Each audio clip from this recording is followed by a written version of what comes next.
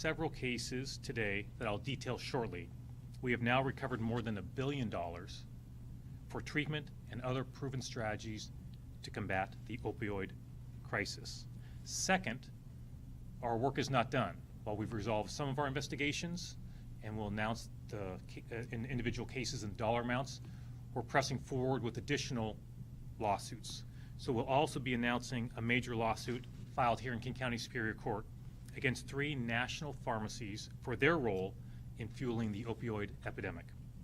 The lawsuit asserts that these pharmacies failed in their duty to serve as a check against the flood of opioids in our community.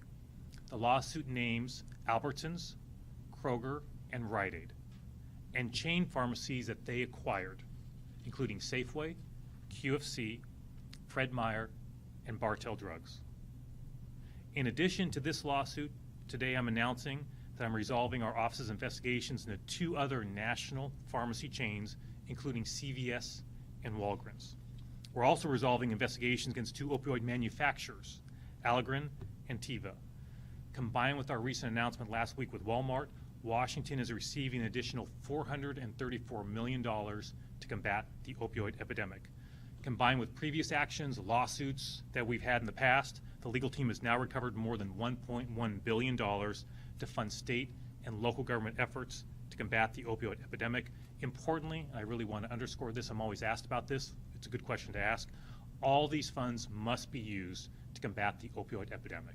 That's how the funds must be used, that's how the settlements are structured, that's how it has to be done. To give some examples, so in these resolutions there are some examples of the type of things that these dollars can be used for. To give you some examples, improved and expanded treatment options, addressing the needs of pregnant women and their families, including those with babies with neonatal disorder, youth-focused outreach and prevention efforts, support for first responders, and other evidence-based programs and services that can save lives and preserve families. Here are just a few statistics. Many of you are familiar with these, but I thought I'd share a few statistics on to say the harm that the epidemic caused doesn't really come close to doing it justice, but the harms that the epidemic has caused. In 2011 alone, 112 million daily doses of prescription opioids were pumped into Washington state. That's enough for a 16-day supply for every man, woman, and child in our state. In 2015, 8 Washington counties had more opioid prescriptions than residents. So that's not pills, more prescriptions than residents in 8 Washington counties. But these human costs are not limited to a decade ago. The ripples continue through the present. Nearly 80% of heroin users report using prescription opioids before beginning heroin use. In 2021, an average of 4 or more Washingtonians died every day from an opioid overdose. Overdose deaths involving synthetic opioids such as fentanyl doubled statewide from 2019 to 2020, then almost doubled again from 2020 to 2021. These grim statistics are precisely why my team and I are continuing to push forward on holding those responsible for their conduct. And we want to make sure they pay for the damage that they caused.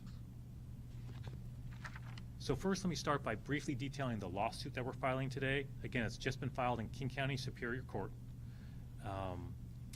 It names national corporations Albertsons, Kroger, and Rite Aid, who also acquired chain pharmacies that Washingtonians frequent, Safeway, QFC, Fred Meyer, Bartell Drugs.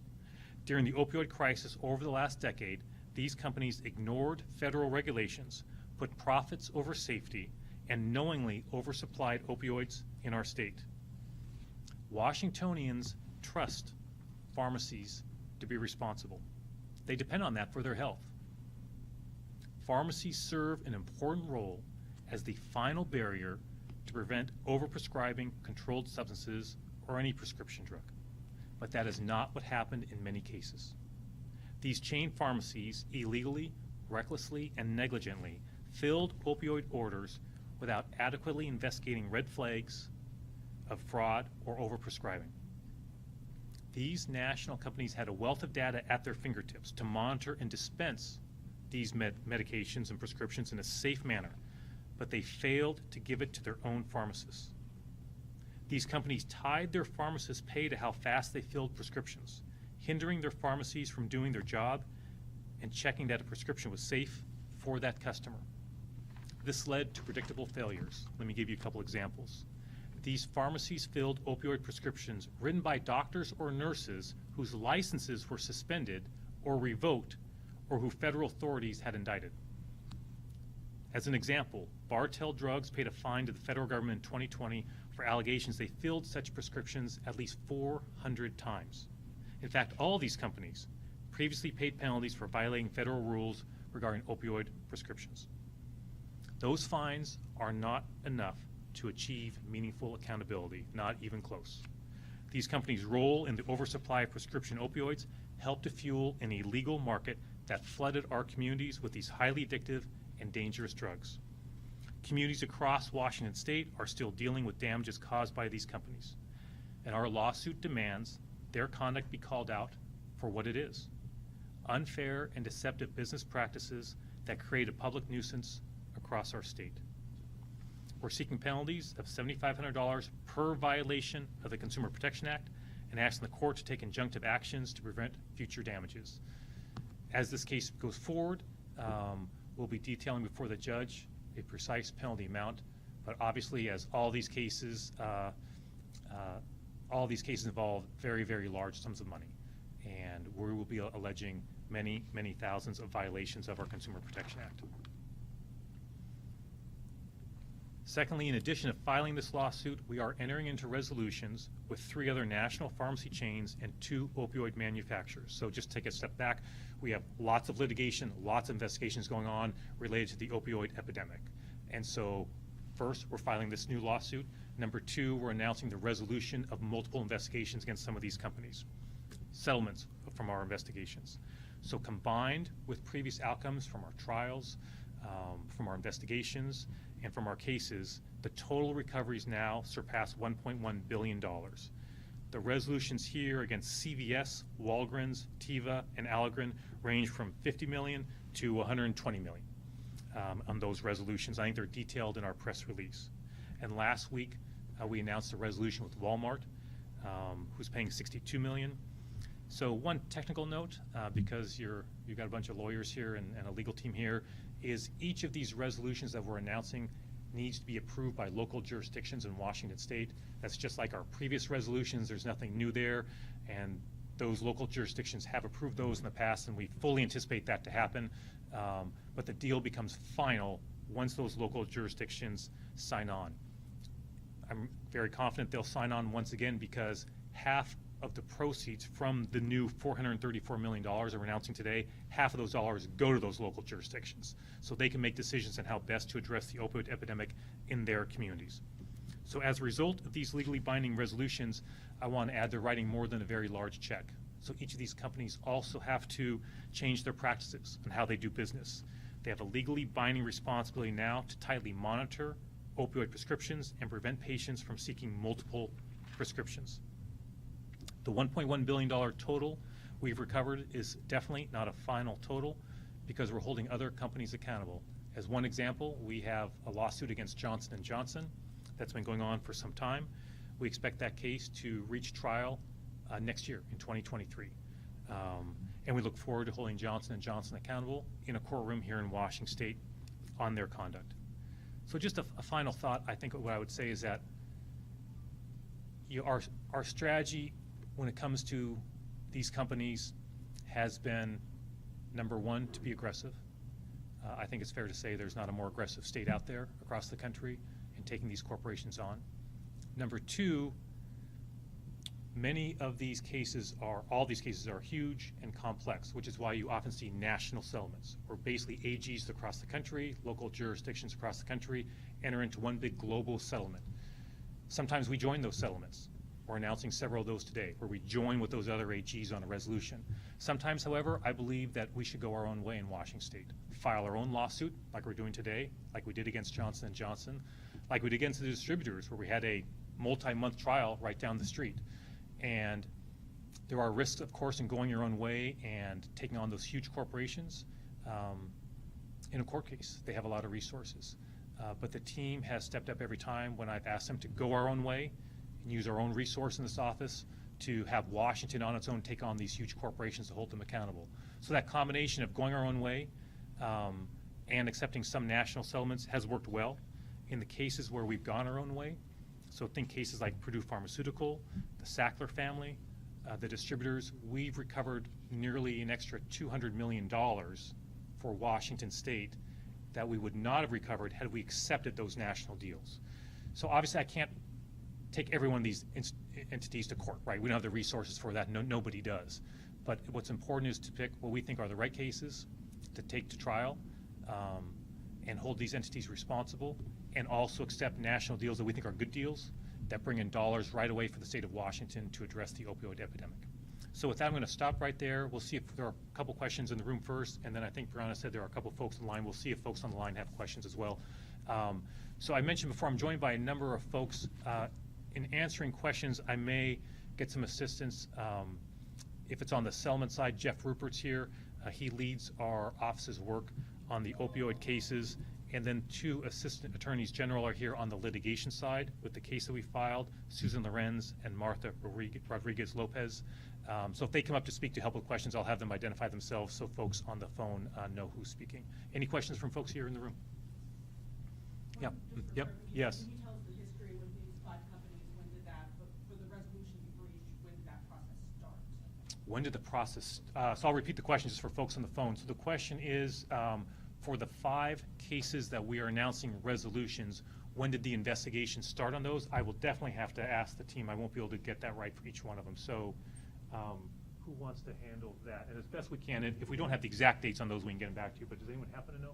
It looks like Jeff's going to take the first crack, but we can get you detailed information if we don't have it. Right, it's Jeff Rupert speaking. It was in the 2018-2019 time period when all the opioid investigations started rolling. So there'd be, and so each of these would be multi-states, right? Lots of states involved. And so if you need more specific detail now, we'd be happy to get that for you. But in the last several years is when the bulk of these cases, the investigation started. Thanks for that question. Anyone on the phone have any questions for us? Yeah, just. So I heard, I think I heard 2 voices. I think I heard the Seattle Times in there and somebody else. Why don't we have the Seattle Times go first? If I'm right, then we'll take the other question. Hi, this is Claire from the Times. Thank you for taking my question. I just wanted to clarify on the lawsuit that you're announcing, or 3 lawsuits you're announcing today. Is it 3 separate lawsuits, or are the 3 chains being sued in the same procedure? Thanks for that question, Claire. Martha from my team will answer that question. Go right ahead, Martha. Thank you, Claire. So it is 1 lawsuit that's being filed against all the entities. Thank you. Yes. And if I may, I want to make sure I understand. Washington is the only state pursuing this lawsuit. Can other states join if they want to, and have any other states indicated that they're interested? Right now, this lawsuit is in Washington State. No other state is joining this lawsuit. In other jurisdictions, they have chosen to sue different entities. So you will find that in some other jurisdictions, they are suing 1 or more of these entities. But at present, this is a Washington-focused lawsuit. Thanks, Martha. And one thing I just will add to that, Claire, is so this is a case right here in King County Superior Court using Washington state law against these entities. So what you'll see across the board on most of these cases or investigations is they're generally resolved with national resolutions that involve all or most of the AGs across the country, right? Speaking from the AG perspective, right? But you do see states occasionally picking specific entities to file complaints on their own using their own state laws to take those entities to court and sometimes reach their own resolutions via settlement. So those are far more infrequent, right, than the states that simply accept the national deals. If you want to sort of break down those later on, we get those for you. But there have been some states that have chosen in certain circumstances to file their own lawsuits. And if you want more detail about any particular state or any particular entity, we'd be happy to get that for you. But in general, the overwhelming majority of the resolutions come through these national settlements. Thanks for that question, Claire. I think I heard another voice was jumping at the same time as Claire. Yeah, thank you. This is Jerry Cornfield from the Daily Herald. A couple questions related to the resolutions you announced. I think there's 5. Is the process the same for distributing the money of each of those, in which not only is it a 50-50 split, but do the communities need to go through the opioid abatement council and so forth? Is the administration of the funds the same? So I will have Jeff Rupert just to make sure, because there are multiple resolutions here, as you know, Jerry, so there can be some slight differences on those. And again, we're happy to, if you want to do a follow-up, go into as much detail as you want on that. At a high level for right now, I'll start by saying, yes, it's going to be a 50-50 split with those jurisdictions. Yes, local jurisdictions must sign on, just as they have in the past. I think there are some slight differences maybe in how that works, which I'll turn to Jeff to maybe give an example or two of how that might work. Jeff, go ahead. Right. To answer your question directly, Jerry, the One Washington Memorandum of Understanding that has the opioid abatement councils, that will govern. So the process for the local governments, once they sign on, will be similar as the distributor deal. What Bob was referring to is that just for us to get a deal, it's a little different than the distributor situation, where it was very Washington focused and we needed 115 local governments to sign on. Here we're going to look nationally about the number that sign on, but we very much expect all 126 local governments in Washington to join. Again, they joined last time, and we're working with them throughout, and have been good partners, and because they get to decide how to use these resources in their communities. Thanks. And Jeff, no local jurisdictions have lawsuits against these entities, right? They do have them. They do have them. So Jerry, just to add to that, so there are some, as I think you know, right? Some local jurisdictions have their own litigation, just as they did in previous resolutions. I'm confident that the jurisdictions here in Washington, the team has really spent a lot of time with those jurisdictions over previous deals, and I'm confident they're going to sign on as they have in the past. But that does need to happen. Okay. So if I could just a couple related follow-ups, then the national, what about legal fees? How are those handled in each of these resolutions? I know that since these are national, is there a national legal fee fund, or is a portion of the $434 million going to legal fees for the state and locals? There's a national legal fee fund. It's broken down into a number of different subcategories, but that's in the national settlement documents. And if you have questions, I'm happy to point you to them offline. Thank you, Jerry. This is my last one. Oh, yeah, go ahead. Sorry, go ahead. Last question, just on the same train. The big one in May, the $500 million against the distributors, how much has the state received its first check? I guess it's a double payment. How much did it receive? Jerry, we've received the legal fees portion of it, and we soon expect to receive, likely next week or in mid-January, the remainder of it. What's happened is the distributors have paid a settlement administrator for the abatement amount, and the settlement administrator is in the process of getting the local governments and the state to sign up for certain things, and then payment's going to go out very soon. And so just to elaborate a little bit, Jerry, I sort of took out on my talking points. My team provided them, but I took out just because I didn't want my comments going too long. But for each of the 4 resolutions that we're announcing today, the time period in which the entity is going to pay the state varies.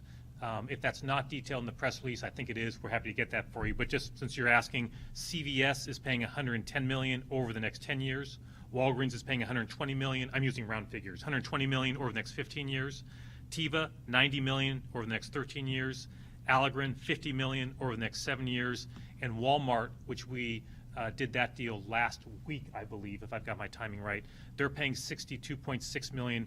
97% of that amount is paid in the first year. So each one's a little bit different in terms of when that money comes in. If you want any, we're happy to provide as much. I know you've asked in the past about some of those issues. We're happy to provide the details of that if you're interested. Any other questions from folks on the line? Oh, yes, sorry, go right ahead. Yes, absolutely. You just kind of bigger picture, what is the message you want these resolutions to send to these companies going forward when it comes to their obligations? Yeah, the message I want to communicate to these companies is twofold. Number one, their conduct caused massive suffering in our state. You know, in pursuit of profits, they ignored the law. These are sophisticated companies. They can hire, you know, excellent lawyers to advise them. They made certain choices. And you travel anywhere in this state and you can see visually the consequences of that action, and, you know, in the privacy of homes you don't see it, but there's a lot of challenging situations that many, many, many families in our state are grappling with. You are a rare person in the state if you do not have a loved one or a friend or a colleague who has suffered or died because of opioids. And that's just a grim statistic. That's just a fact. That's number one. And number two is we're going to hold them accountable for that. They're going to pay for that. And you know, it's partly why, to your question, it's partly why I don't simply accept every national deal, right? Is that those national deals are good, and I've accepted a number of them. But on their own, I don't think they're enough. I think there is an important value and message in requiring some of these companies to show up in a courtroom and have to testify under oath about the decisions they made and why they made them. And any Washingtonian can walk into that courtroom and watch that. They have to show up for depositions with my legal team and answer very, very detailed questions about their conduct. And look, there is no perfect accountability, obviously, for the harm that was caused. That my team and I, we can't do that. But in talking to many people in this state who have lost loved ones because of the opioid epidemic, you know, one thing I've heard, and I've probably said to this podium in the past, is one thing I often hear is that sort of the money is important because they want to prevent the next addiction, right, or to help someone get off an addiction. And these resources will help save lives. They want that. But they often will say, kind of in the same breath, hey, the money alone is not enough. That I want them to have to defend themselves in a trial. I want that to be public. I want to see the documents. And that stuff only comes out through an actual trial, through an actual lawsuit, where my team can ask for documents, take those depositions, and we show up in a courtroom. And so there is an important value in that as well. So that'd be the second part of the message that I would want to communicate to them as well. Thanks so much for being here. And for those online, Jerry, feel free to follow up if you got questions. I know you have in the past. We're happy to get you that information. And I hope you all have a safe day out there traveling. Thanks so much, everybody. Thanks, you guys. Yeah, great job. Yeah, really appreciate it. Let's take a picture while we've got Ian. I know Ian's here, right?